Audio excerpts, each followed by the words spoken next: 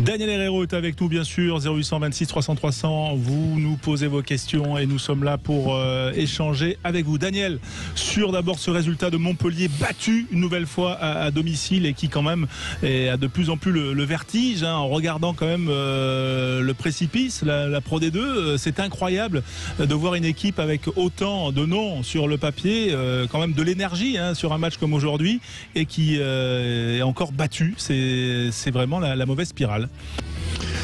Le cas de Montpellier, effectivement, est intéressant. C'est une équipe extrêmement, étoffée en termes de joueurs, de bons joueurs, de grands joueurs. C'est une équipe qui est titulaire à la fois d'une très belle expérience et en même temps d'un talent pratiquement à tous les postes. Et cette équipe, depuis le début de la saison, moi je dirais quand même depuis déjà 2 ou 3 saisons, mais depuis le début de cette saison, aligne des performances extrêmement contradictoires. Elle est rarement épanouie dans le jeu et elle est rarement dans la construction. Elle est souvent dans une énergie de jeu orientée vers le robuste, la survie peut-être, l'appliquer sans aucun doute. Jamais dans la construction véritable, jamais orientée vers ce qu'on pourrait appeler un traitement du jeu à haute possibilité. L'équipe de Montpellier, elle semble prioritairement touchée par une maladie étrange qui est celle du doute, du manque de confiance et peut-être même du manque de confiance dans le cœur des hommes. C'est ce qui fait ils ont sans doute essayé à l'intérieur du club de trouver un peu les origines.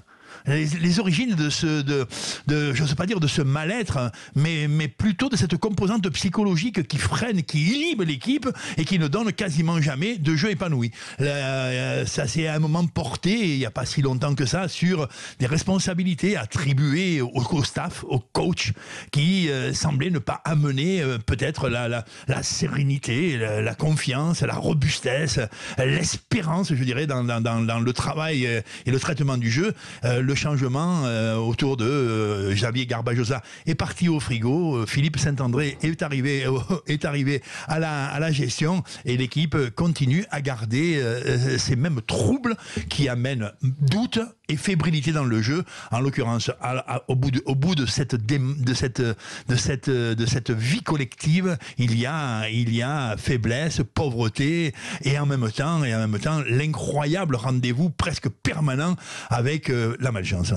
Oui, cette équipe qui joue avec la peur au ventre, quand même. On peut dire ça. Il faut le dire. Et surtout, on a l'impression quand même qu'on a évincé Xavier Garbajosa. On a mis aussi 8 joueurs un peu cadres, ou en tout cas, qui font partie intégrante, mais parmi lesquels Louis Picamol, on les a mis hors groupe pour essayer de créer un peu une dynamique.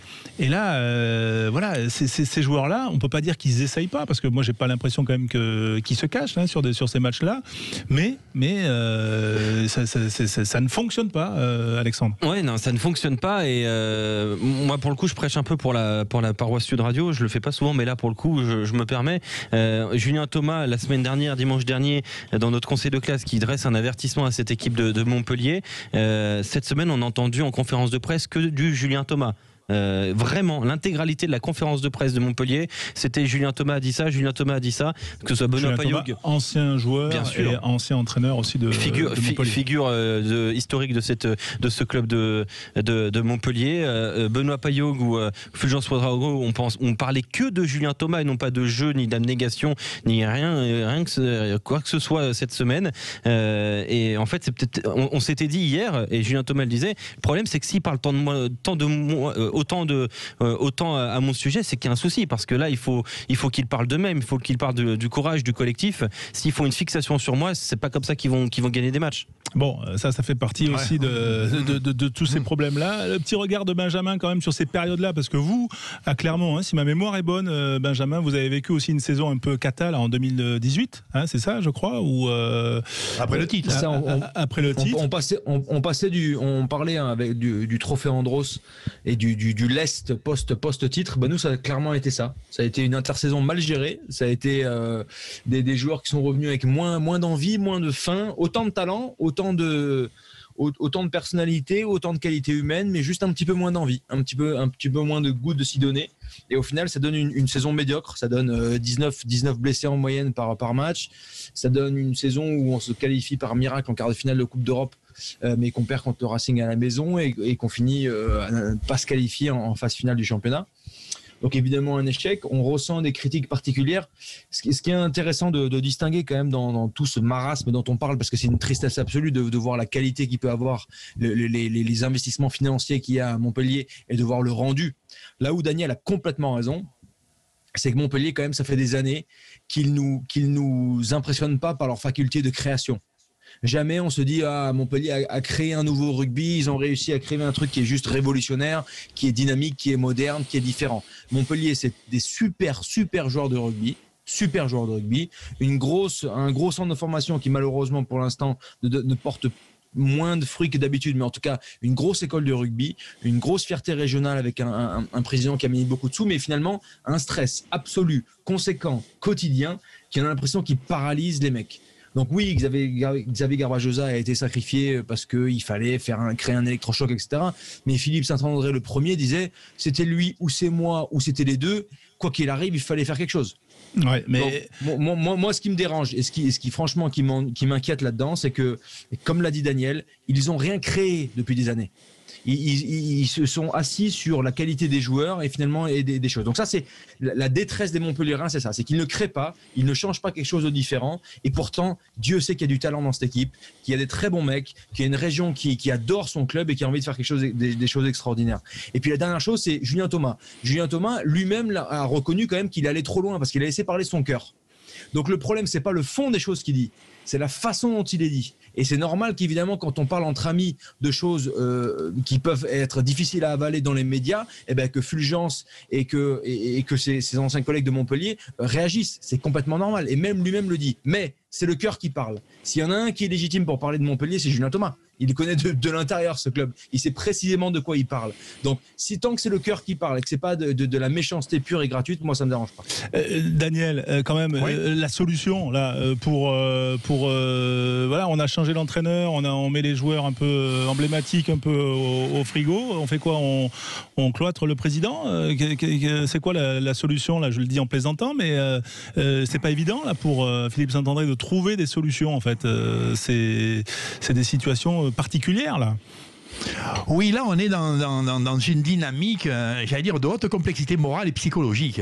De fait, tu sens bien que on dit le talent il y est, mais il germe relativement peu. On sent bien que c'est autour des choses on dira dans son ensemble l'engagement personnel. Il semble que sur le comportement des hommes individuellement, ce soit peu préjudiciable. Tu vois, tu as remarqué aujourd'hui, et on le remarque dans l'ensemble, qu'il semble pas feignant, il semble pas, je dirais, tricheur. Il y a peu de comportements qui laissent supposer que sur le plan moral, dans le cœur des hommes, c'est totalement délabré. Et pourtant, en rien ça pétille, en rien ça génère une volonté collective, tu vois, d'être dans le rythme, d'être dans la tonicité, d'être dans, je dirais presque une transcendance de solidarité qui semblerait être la ressource espérée. Tu vois, et là, on voit effectivement, alors, on va essayer de toucher dans les paroles. Tu as la sensation que probablement Xavier Garbajosa leur a dit un certain nombre de vérités, tu vois, sur le plan de l'extrême enthousiasme à mettre dans la vie collective et j'allais dire dans l'extrême tonicité qu'il va falloir apporter au jeu sur le plan collectif pour que derrière la tonicité et derrière l'agressivité, ils se mettent des possibles constructions. On a vu aujourd'hui 2 ou 3 petits mouvements à partir d'une bonne perforation, une libération rapide, un ou deux enchaînements. Mais on voit bien que c'est peu, c'est pauvre. Il reste que sur le plan du cœur, ça apparaît étriqué. Moi, je reviens un peu sur la ligne constante qui s'est installée dans le cœur des hommes. Montpellier, c'est rigoureux, c'est gaillardasse, ça joue plutôt depuis maintenant 5 ou 6 ans autour de la puissance de ses avants, ça construit très peu de jeux dans les enchaînements, ça varie très peu le jeu, c'est un traitement du jeu presque exclusif, basé sur la puissance collective, la perforation collective. On n'a pas l'ensemble des ressources du jeu qui sont offertes aux hommes pour essayer, à mon sens, tu vois, de trouver des hypothèses. Alors, qu'est-ce qu'il reste ? Ils se sont sans doute parlé sévèrement. On a entendu Julien Thomas dire les collègues, c'est un problème de cœur. On va vers la vexation. On sent bien que ce soit les rustiques, je veux dire, entraîneurs sud-africains qui, dans les 2 ou 3 dernières années, ont essayé d'apporter rigueur, méthode, sévérité, puissance, application. Ça n'a pas bien marché. Ça n'a pas bien marché. Là, autour de Xavier Garbajosa, il y avait probablement des intentions d'un peu ouvrir, mais ça n'a pas bien marché. Eh bien, franchement, l'hypothèse, à mon sens, elle ne peut être que dans un nouveau traitement du jeu. Il faut que ce soit le nouveau traitement du jeu qui amène l'appétit collective. Tu vois, si on reste sur la permanence de la vexation des cœurs pour essayer de trouver révolte, ça fait un petit moment que ça, c'est tari. C'est tari à Montpellier. Tu vois, c'est tari. Tu n'as plus la sensation que c'est le champ émotionnel qui peut révolter, c'est toujours une espérance dans la gestion des hommes, que la puissance du groupe, de la chaleur du groupe, de l'enthousiasme du groupe, du bonheur de vivre ensemble, tu vois, dans la souffrance et sans doute dans le travail, qu'il y a l'hypothèse. Je le crois sans aucun doute. Moi, je crois honnêtement que cette équipe de Montpellier, il faut qu'elle réapprenne à jouer correctement au rugby. Honnêtement. Je pense, à force de se dire que c'est une équipe de ladres, ou tu vois, ou de peureux, ou de délabrés, ou d'égos un peu surchauffés, honnêtement, je ne crois pas que ce soit la solution. Je crois que c'est le talent des hommes est trop endormi et que sur le plan collectif, il faut qu'on y aille ensemble maintenant pour le réveiller. Eh ben on leur souhaite en tout cas. On va continuer à parler bien sûr de cette 19e journée du Top 14, parler aussi de ce tournoi de destination qui arrive, Daniel, dans un instant, et bien sûr avec vous les auditeurs, sur notre page Facebook, sur les réseaux sociaux, au standard 0826 300 300. Vos questions bien sûr, on est là jusqu'à 21h. Sud Radio, c'est vous qui en parlez le mieux. J'adore votre bonne humeur. Sud Radio, parlons vrai. Leclerc. Les hommes s'en sortent toujours. Bah pourquoi tu dis ça ? Mais regarde, du 19 au 30 janvier, pour l'achat d'un paquet de Sun tout en un de 62 tablettes, t'as 50% de réduction immédiate, soit 4,54€ le paquet. C'est un super prix. Sauf que du coup, c'est toujours pas les mecs qui font la vaisselle. Ah ouais, ok, c'est la machine. Tout ce qui compte pour vous existe à prix Leclerc, soit 4,18€ le kilo. Produit irritant et dangereux. Respectez les précautions d'emploi. Modalité, magasin et drive participants sur www.e.leclerc. Sud Radio Nîmes 95.2. Sud Radio. Et si avec Zalando, l'hiver devenait un peu plus doux ? Un pull bien chaud, un pantalon en cachemire, une nouvelle tenue de sport. Tous mes coups de cœur, soldés jusqu'à moins 60% sur Zalando. Jusqu'au 16 février, profitez des soldes Zalando avec des remises jusqu'à moins 60% et du service Essayez d'abord, payez après. Détail de l'offre sur zalando.fr. Sud Radio Sport et Rugby, François Trio. Le sport, le rugby bien sûr avec vous les auditeurs Sud Radio 0826 300 300, la page Facebook Sud Radio bien sûr pour poser vos questions. Daniel Herrero est là, bien sûr notre consultant et toute l'équipe également. Benjamin Kaiser est là également, Alexandre Priam bien sûr. Vous nous écoutez sur votre transistor, sur votre appli, vous avez bien raison, sur notre site internet. Bref, vous êtes les bienvenus. On va rappeler quand même Alexandre les résultats parce qu'il y a eu le multiplex qu'on a conclu il y a quelques minutes, mais il y a eu aussi en début d'après-midi, au lendemain de la victoire de La Rochelle face à Bayonne, il y a eu le succès de l'UBB au Racing 33-32, c'est ça. Alors on va rappeler effectivement tous les résultats. Effectivement ce 33-32 pour l'UBB au Racing 92, troisième victoire à l'extérieur de Bordeaux, à chaque fois d'un point d'avance. Voilà, à chaque fois ça se joue sur un fil pour l'Union Bordeaux-Bègles. À Castres, à Montpellier et au Racing. Et au Racing, voilà, c'est ça. À chaque fois d'un seul petit point. Clermont s'est imposé face à Castres avec le bonus offensif 59-19.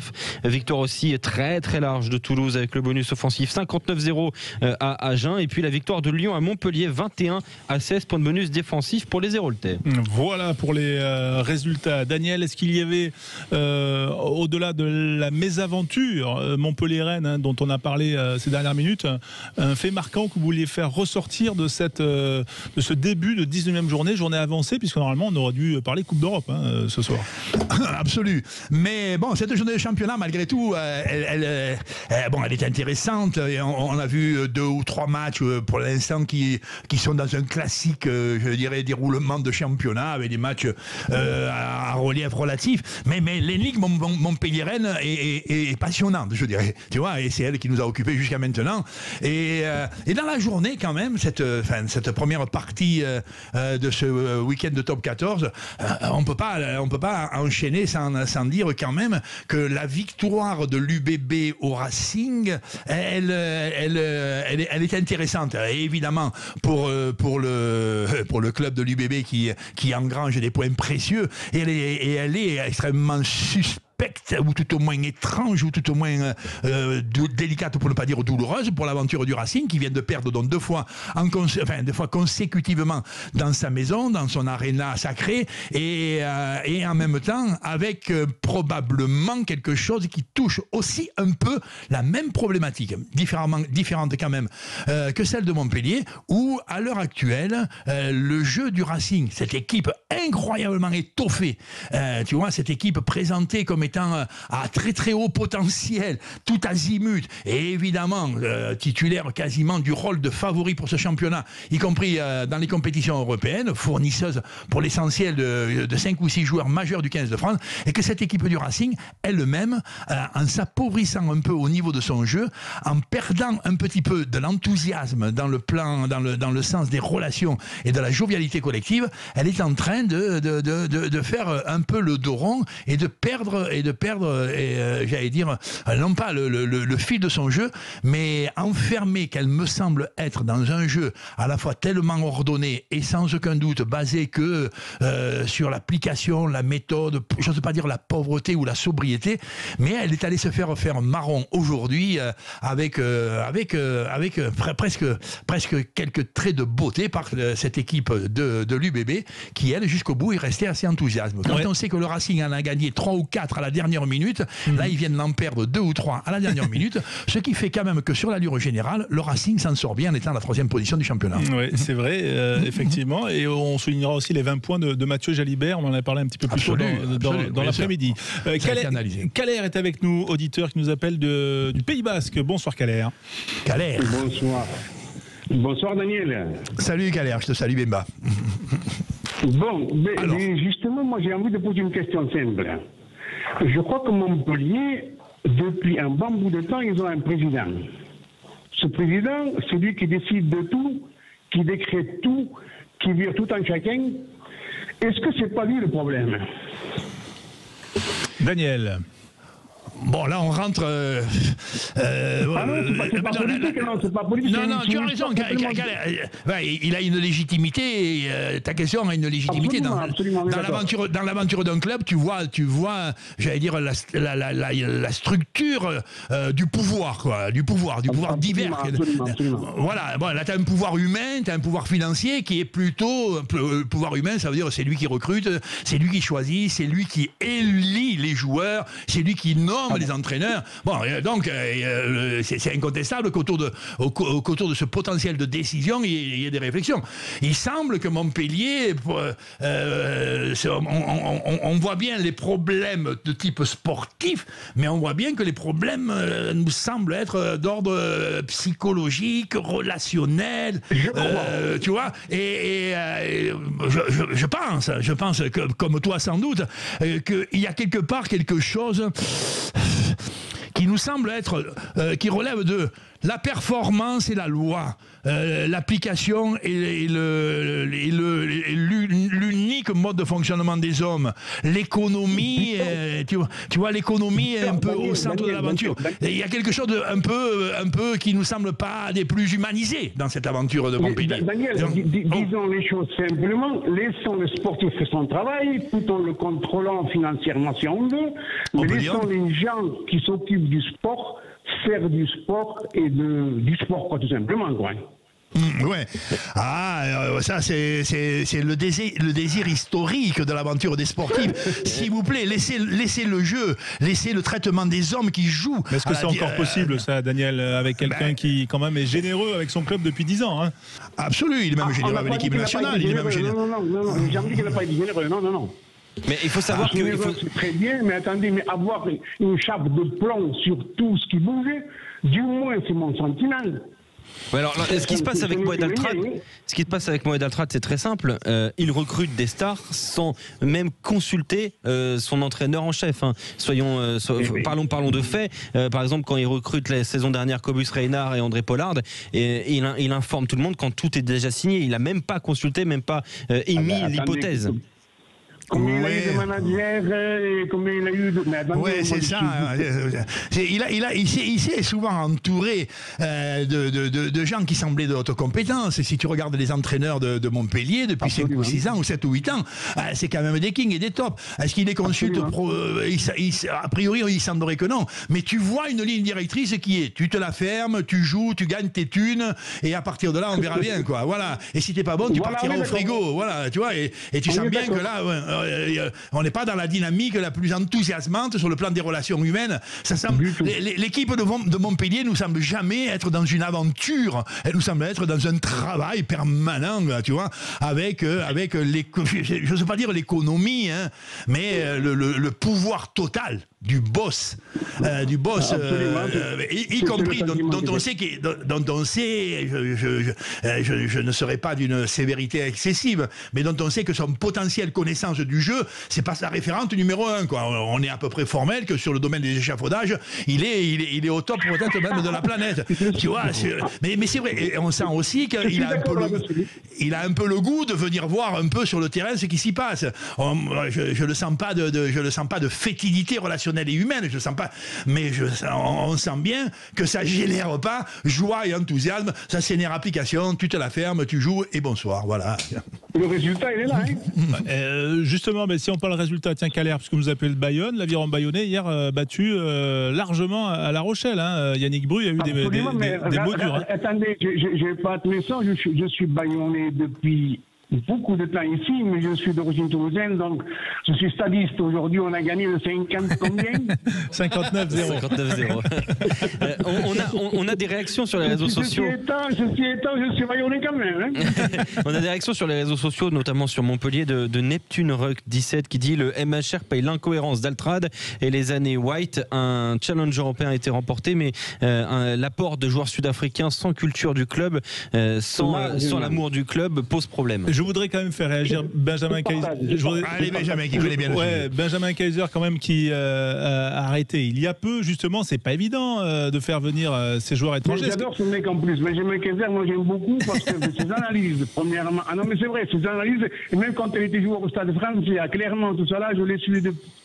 Et bon, même à Leicester, je crois qu'il a joué. Non, c'est un garçon d'une qualité d'analyse et. Mais justement, son avis sur la situation montpelliéraine, Benjamin.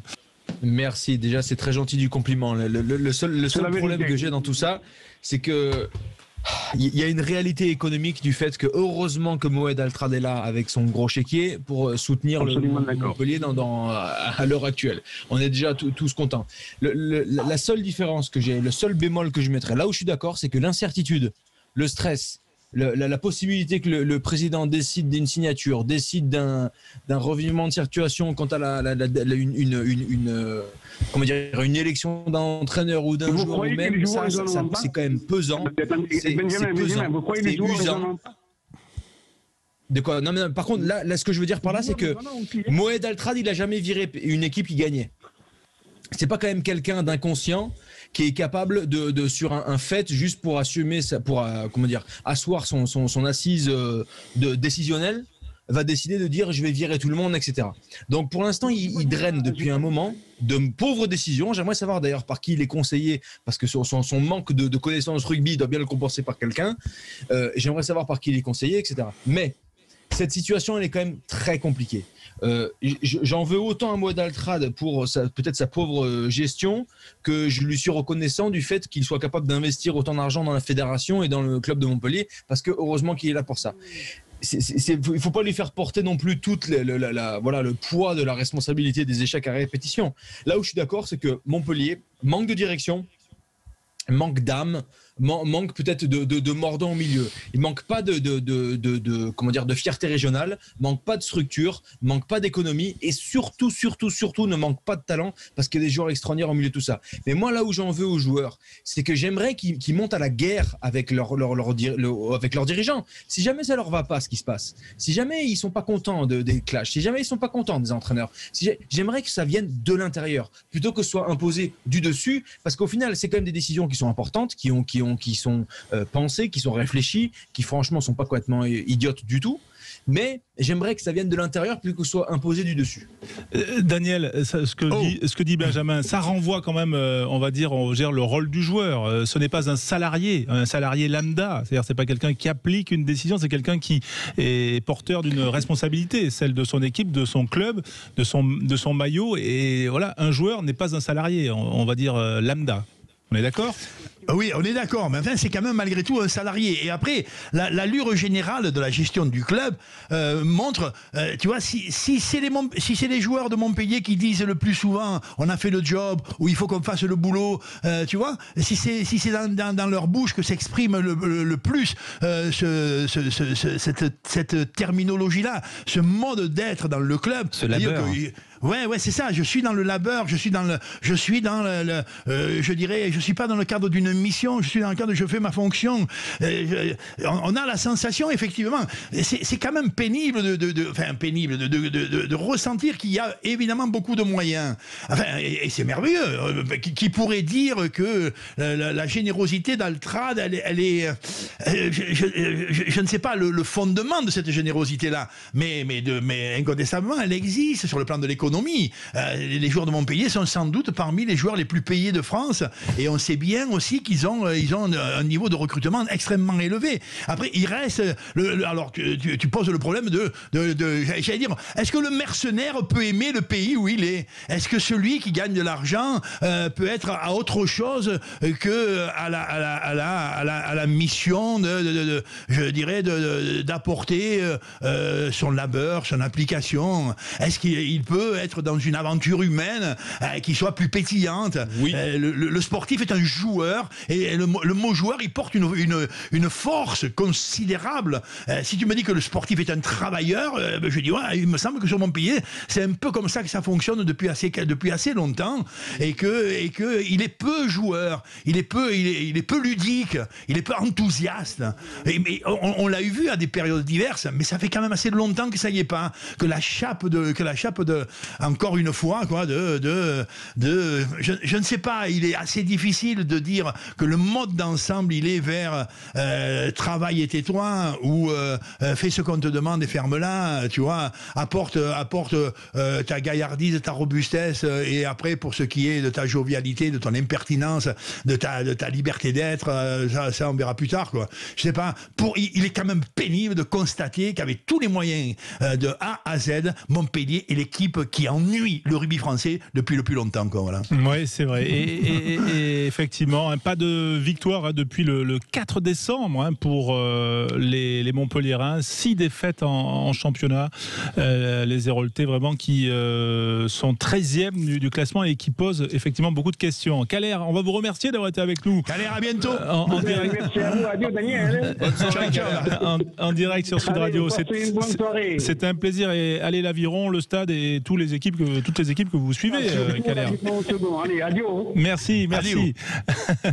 On continue bien sûr notre débrief de cette 19e journée du top 14, voilà, avec aussi, on en parlait quand même, cette blessure de Vakatawa, Daniel, Virimi Vakatawa, qui s'est blessé quand même au genou de façon en début de match, voilà, c'est une entorse, on ne connaît pas la gravité, mais enfin il est sorti très tôt, on connaît quand même, pour reprendre tes termes, la robustesse de Vakatawa. Ça veut dire qu'il sera sans doute forfait pour le stage de préparation des Bleus au premier match du tournoi, et ça peut aussi remettre en question l'équilibre de la ligne de 3/4 du 15 de France, hein, Daniel. Oui. Effectivement, François, là, Vakatawa, c'est un joueur qui qui est titulaire d'un certain nombre d'attributs assez originaux. Il en a quand même beaucoup de très bons et de très utiles au plus haut niveau. Et il est extrêmement robuste, il est extrêmement explosif, il est plutôt relativement délié pour voir la caisse physique et l'explosivité qui sont les siennes. Il a une gestuelle assez volumineuse. Donc il a aussi évidemment en termes un peu plus haut que tous les autres la puissance. Ce qui en fait un joueur évidemment extrêmement intéressant et extrêmement efficace pratiquement dans tous les secteurs du jeu. Mais on voit qu'il s'intègre comme une nécessité, je dirais, tu vois, dans la construction. On dira aujourd'hui d'une ligne de 3/4 ou même simplement dans la construction d'un collectif de rugby dans lequel un certain nombre de joueurs, 5 ou 6 ou 7 ou 8, sont amenés tout autant à jouer dans le jeu dit déployé ou dans le jeu de contournement ou dans le jeu d'intervalle ou dans le jeu de finition qui sont tout autant concernés par le jeu de défi physique, de perforation. Et là, Vakatawa, quand même, lui, il est un peu rare. On n'en a pas beaucoup dans le championnat français. On n'a pas beaucoup qui ont ces attributs-là. Et de fait, on sait qu'il s'est installé comme quasiment un indispensable du 15 de France, on dira, dans la dernière saison écoulée. Et personnellement, je ressens que ça pose problème de complémentarité. Voilà, ça pose problème de construction de ligne. Ça pose problème même de construction d'équipe. Alors, tu vois, ça fait partie quand même, et c'est parfois un peu équivoque, mais c'est une réalité. Il est quand même dans les 3 ou 4 joueurs autour desquels se construisait l'équipe. Tu vois, même s'il il n'est pas de cette colonne vertébrale. La colonne vertébrale parle, la colonne vertébrale de l'équipe, tu vois, le talonneur, numéro 8, la paire de demi en arrière. Ça parle des gestions, ça parle des articulations. Non, lui, il est quand même un joueur, à mes yeux, tout au moins rare, à partir duquel se construit un ensemble de secteurs du jeu de rugby. S'il n'est pas là, ça peut être préjudiciable. D'autant que on n'a pas dans les ressources. Voilà, dans les ressources, on n'a pas un profil identique ou pas radicalement, quoi. Oui, c'est là où ça pose question. On va pas faire de la sélection fiction, mais quand même, parce que bon, quand on le voit se tordre de douleur comme ça sur un genou, on peut penser que ça va l'éloigner des terrains quelques semaines. Ça, c'est un vrai problème. Et c'est vrai que quand on regarde les profils de Vakatawa, il y en a pas 50. Il y en a qu'un des Vakatawa. Ça veut dire qu'il va falloir reconstruire un peu la ligne un peu différemment. Benjamin, comment tu vois les choses? Peut-être parce qu'Arthur Vincent, c'est pas le même profil. Il y a Danty qui semble, tu vois, de quelque chose qui s'approche un peu de ça. Mais qui est plus un premier centre, non? Enfin, de ce que Danty, c'est plus un premier centre. Alors, s'il faut chercher un pur second centre, ce serait Julien Delbouis. Qui est appelé dans le groupe des 37, mais qui n'a aucune cape, donc ce serait compliqué. On peut imaginer aussi peut-être Pierre-Louis Barassi qui pourrait du coup pallier qui a fait un bon match ce soir contre Montpellier, qui a fait un bon match effectivement. Et on parlait de Danty, mais c'est vrai que Danty plus premier centre semble-t-il. Ouais. Oui, alors sauf que Arthur Vincent, Gaël Ficou sont capables de compenser le problème des uns et des autres à eux seuls. C'est pas à la limite on parle de premier centre, deuxième centre quand il y a des qualités telles de perforation de Jonathan Danty, on se dit c'est un premier centre, parce qu'il est tellement gaillard, il est tellement puissant, il est tellement électrique qu'à la limite autant l'utiliser comme Mathieu Bastaro, etc. Autant les utiliser dans ces profils-là. Que quand on a Gaël Ficou, il se dit mieux vaut l'avoir en deuxième centre parce qu'il est tellement rapide, quasiment comme un ailier, qu'à la limite il peut faire les deux. Mais j'ai vu moi plein de doublettes de centre changer, que Aurélien Rougerie jouait deuxième centre à Clermont alors que Wesley Fofana jouait 12, ça voulait rien dire. C'est juste en fonction des profils, on peut s'adapter, la complémentarité marche mieux. Donc on a vu Gaël Ficou, Arthur Vincent être quand même des super joueurs. Je suis sûr qu'il y en a d'autres qui peuvent venir. Jonathan Danty, franchement, moi c'est ma seule surprise de la liste des 37. Il a été très bon quand on a fait appel à lui contre l'Italie, contre l'Angleterre. Il a été dans un profil quand même de dynamiteur absolu qui franchement m'avait bluffé, notamment en défense. Ça avait été qui est franchement un des plus gros plaqueurs que j'ai vu dans les 3/4 d'Europe, tout simplement. Et donc sans doute c'était le seul qui aurait pu reminer un petit peu sa non-sélection. Est-ce qu'il va être rappelé? Je ne sais pas. En tout cas, il y a des réorganisations. On a prouvé. Ils ont mis Gaël Ficou à l'aile pour faire jouer d'autres, pour avoir d'autres joueurs qui étaient là. Donc, ce n'est pas un souci. Seulement, Vakatawa, pour moi, c'est Vakatawa. Il n'y en a pas 500. C'est quand même un profil qui est hors norme. qui est intouchable en ce moment, et j'espère vraiment qu'il sera de retour très très vite. Ouais. Mais en tout cas, ça va être aussi demain, Daniel, une des attractions de ce Toulon Stade Français, demain soir, qu'on vivra bien sûr sur Sud Radio, justement de surveiller ce poste-là, parce que voilà, dans le cas où Vakatawa ne serait pas là pour l'ouverture du tournoi, il faudra reconstruire. Mais même si c'est vrai qu'il y a une dynamique positive en équipe de France, donc on n'est pas inquiet, mais ça sera différent. Ben oui, ça va poser le problème du réservoir d'un type de profil de joueur qui s'inscrit quand même dans une complémentarité haute. Tu vois, la complémentarité haute, c'est quand tu as des perforants, effectivement, qu'ils soient premier ou deuxième centre, c'est un problème presque secondaire. Il te faut ce type de joueur dans cette zone-là. Il te faut aussi un joueur qui, effectivement, ait de la vitesse, qui soit un peu plus attiré vers les extérieurs, qui ait du goût des intervalles, qui ait peut-être même cette gestuelle plus affinée qui fait que vers les extérieurs, ça se technicise un peu plus, quoi. Mais il te faut aussi des joueurs de pied. Évidemment, tu comprends bien que Vakatawa, lui, sur le pied, il est infirme.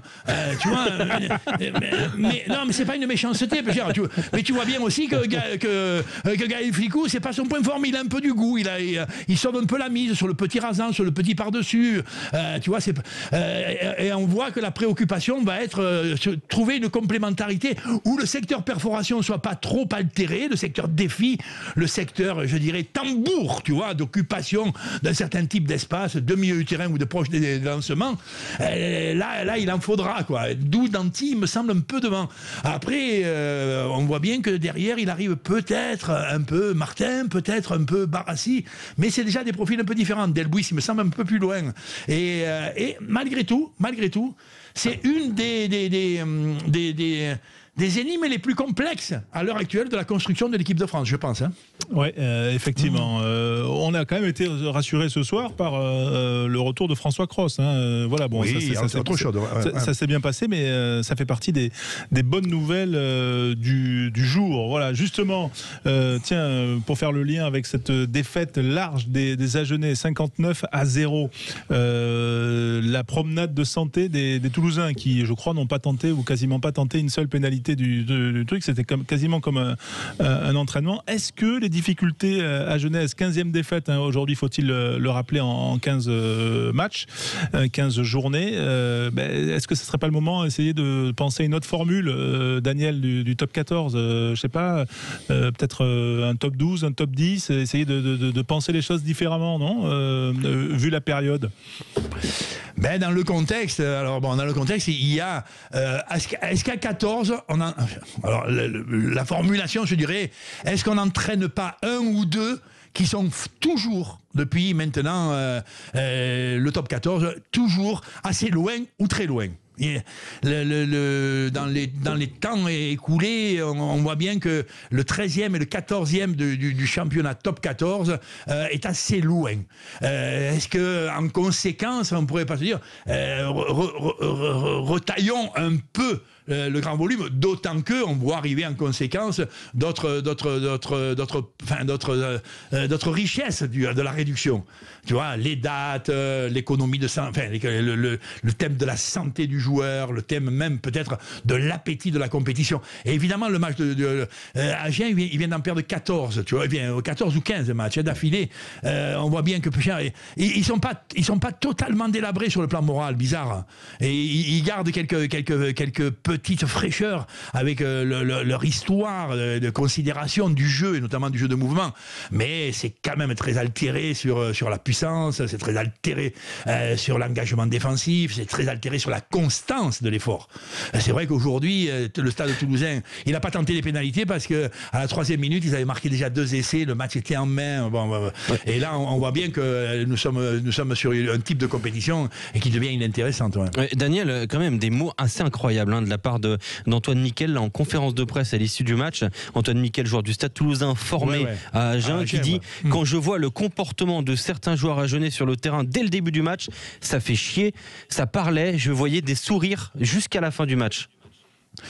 Alors là, là, tu ouvres la porte à la attention, collègue, danger. Il y a les balourdises, les médiocrités, les égoïsmes boursouflés, les jaloux, les vexés, tu vois.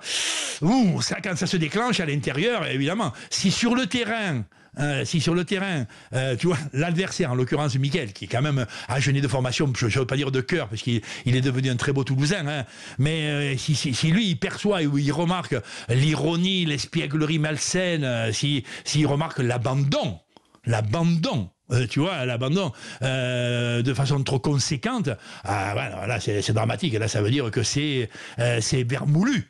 C'est vermoulu dans le cœur et dans le corps des hommes.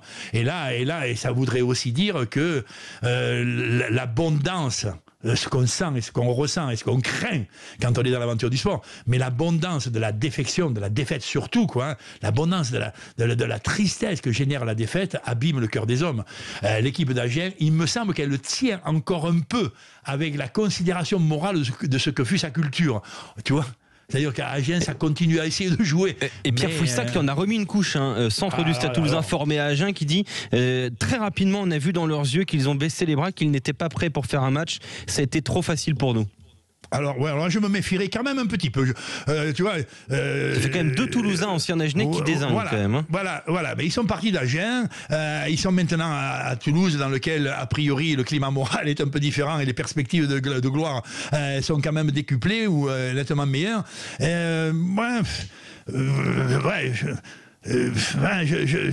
J'espère qu'il n'y a pas de vindicte de leur part, ou à plus forte raison quelques petites paroles vengeresses même. Ouais, c'est effectivement une situation un peu triste quand même, parce que très triste, c'est cette équipe d'Agen, ce haut lieu du rugby français.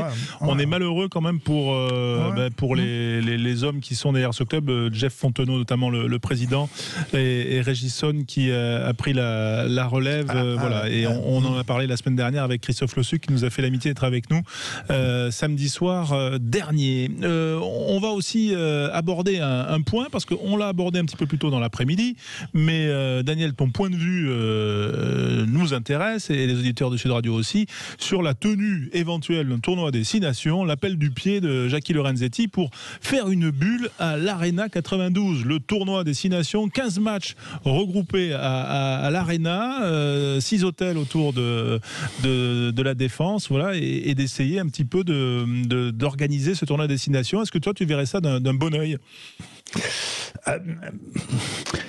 C'est encore délicat, parce que dans un premier temps tu te dis la conjoncture sociale européenne, mondiale, tu vois, liée à la pandémie amène un certain nombre de perspectives, ou tout au moins de solutions dans tous les secteurs de la vie sociale aujourd'hui qui nous apparaissent un peu limites. Là par exemple, on a un chef d'entreprise qui est aussi président du Racing, on a ce chef d'entreprise qui est aussi propriétaire de l'Arena, tu vois, qui nous dit mais pourquoi pas on ferait un bel événement sportif européen, tout le monde chez nous, on est un peu moins préoccupé j'allais dire de la dangerosité je sais pas, tu vois, aujourd'hui du Covid ou du variant britannique quand on est sur la terre de France que sur la terre anglaise.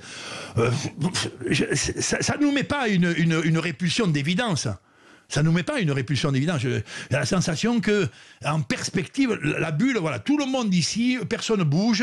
On vous vaccine probable. Enfin, tout au moins, on vous dépiste ou on vous piste. Tu vois, donc on vous teste 3 jours avant, 2 jours avant, le matin du match, peut-être même à la mi-temps. Tout ça est dans une perspective extrêmement maîtrisée. Pourquoi pas ? J'ai quand même un peu peur que la perspective de l'événement sportif souffre un peu de tout ça. J'en suis pas radicalement non plus convaincu. Allez, on met. Non mais tu vois, je suis pas convaincu que les matchs France-Angleterre, s'ils ont lieu, ou tous les matchs du tournoi d'ailleurs, s'ils ont lieu comme ça dans une espèce j'allais dire de coupe concentrée, coupée totalement du monde, simplement sous l'œil de quelques caméras désinfectées, j'aimerais quand même encore, malgré tout, qu'on aille à Twickenham, qu'on reçoive nos amis gallois, en ayant quelque part, ne serait-ce que dans les ultimes brins d'herbe de nos stades désertés, qu'il y ait aussi un peu des traits d'identité nationale. Tu vois ce que je veux dire ? Oui, mais je vois, Daniel, mais est-ce que, on va dire, ça peut pas être aussi l'occasion de tester un format, en ramassant un petit peu la compétition, en se disant disant tiens, on va la mettre sur 6 semaines, 5 semaines, voilà, unité de lieu, un peu comme la Ligue des Champions. Une Coupe du Monde, voilà, ou comme une Coupe du Monde, ou comme un championnat du monde de n'importe quelle activité. Et en général, les championnats d'Europe et les championnats du monde, dans toutes les activités sportives, excepté le rugby, elles ont lieu dans des territoires circonscrits, parfois dans 2 ou 3 salles, ou dans 2 ou 3 villes, mais parfois même que dans 1 ou 2. Et même nos Coupes du Monde, tu t'aperçois bien qu'il y a eu plus de matchs qui sont joués à Tokyo que ceux qui sont joués à Kyoto. Enfin bon, et pourquoi pas, là, le format concentré 6 semaines ou 5-6 semaines, tout le monde, j'allais dire, dans un périmètre hautement surveillé, tu vois, par des snipers préoccupés contre le virus. En fait, si je te suis, Daniel, c'est que tu as peur que ça vienne, entre guillemets... définitivement altérer le modèle. L'identité. Ouais, alors le modèle, moi que j'aime d'amour historique, mais le modèle, il a déjà morflé avec... non, mais il a déjà... il a déjà morflé avec l'idée quand même que... tu vois, il y a plus de spectateurs. C'est quand même un peu épuré, ce qu'on appellerait l'enthousiasme, j'ose pas dire national, la fierté d'être d'une équipe, tu vois, à la fois sur son terrain, en combativité ou en conquête même extérieure. Il y a quelque chose qui relève. Là, ma foi, on risquerait d'avoir peut-être des matchs intéressants. Et après, je ne sais pas si l'ultime ressource on représente une nation, si ça s'appauvrit pas à l'ultime, quoi. Voilà. Ouais, Benjamin, ce regard sur cette question qu'on a déjà abordée tout à l'heure, un petit peu plus tôt avec Olivier Magne dans l'après-midi, mais est-ce que aussi si le tournoi 2021 ne se jouait pas jusqu'au bout, ça serait pas aussi le mettre en danger et est-ce que ça serait pas plus grave entre guillemets que d'essayer une autre formule? On est dans un tel marasme quand même. Il est bien malin celui qui est capable de prédire l'avenir. Il est bien malin celui qui est capable de dire qu'est-ce qui va se passer dans les prochaines semaines. Je sais que Charlie tout à l'heure disait le tournoi, il y a des chances qu'on joue un match, donc l'Italie en Italie parce qu'il n'y a pas de déplacement en Grande-Bretagne, et ensuite ce sera terminé. J'espère que si on est capable de prouver qu'on a fait un protocole sanitaire en bulle, une espèce de bulle sanitaire en France autour de Marcoussis pour les joueurs français, qui soit testé suffisamment de fois pendant la semaine, que ce soit de relative, évidemment je suis pas médecin, mais de relative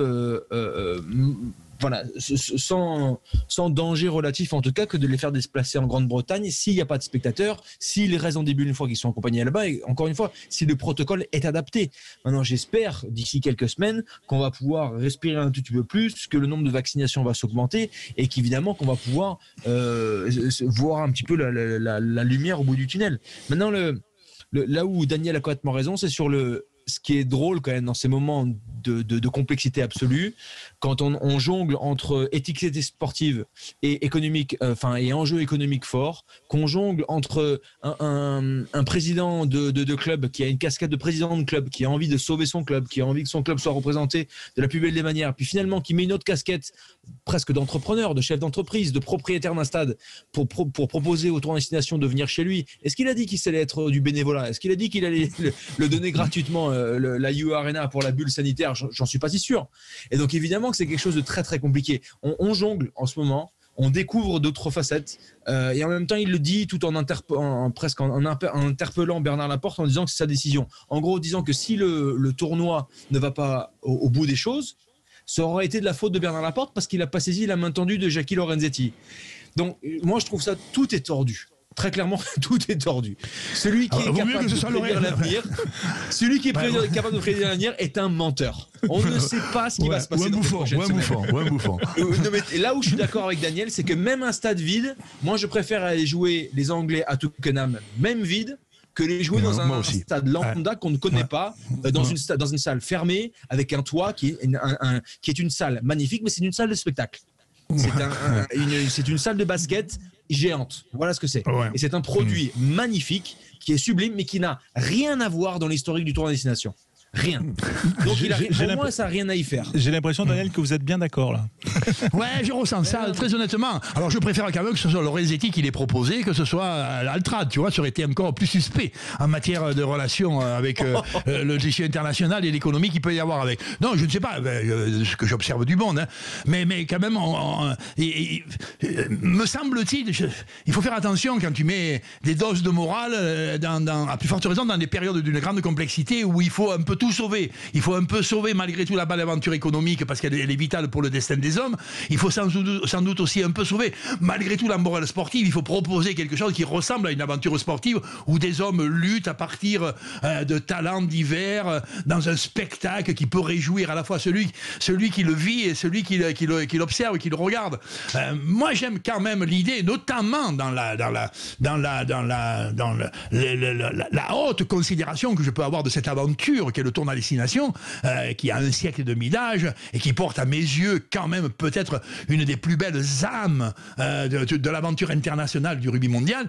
J'ai la sensation, moi aussi, je préfère honnêtement aller jouer à un Twickenham désert, mais quand je marche sur les pieds, tu vois, du Brender, enfin quand je marche avec mes pieds sur le Brenderb britannique, il me semble quand même que c'est encore un vrai défi qui mérite respect. Voilà. Voilà, ça va être notre mot de la fin et je le partage. Voilà, à la limite, on se moque de mon avis, mais je le donne. Et on en parlera demain soir avec Julien Thomas et Philippe Spanghero. Ouais, on en parlera bien sûr demain. Merci Daniel d'avoir été avec nous. Ciao, voilà, ciao, c'était une rentrée. Alors, bonne année quand même aussi.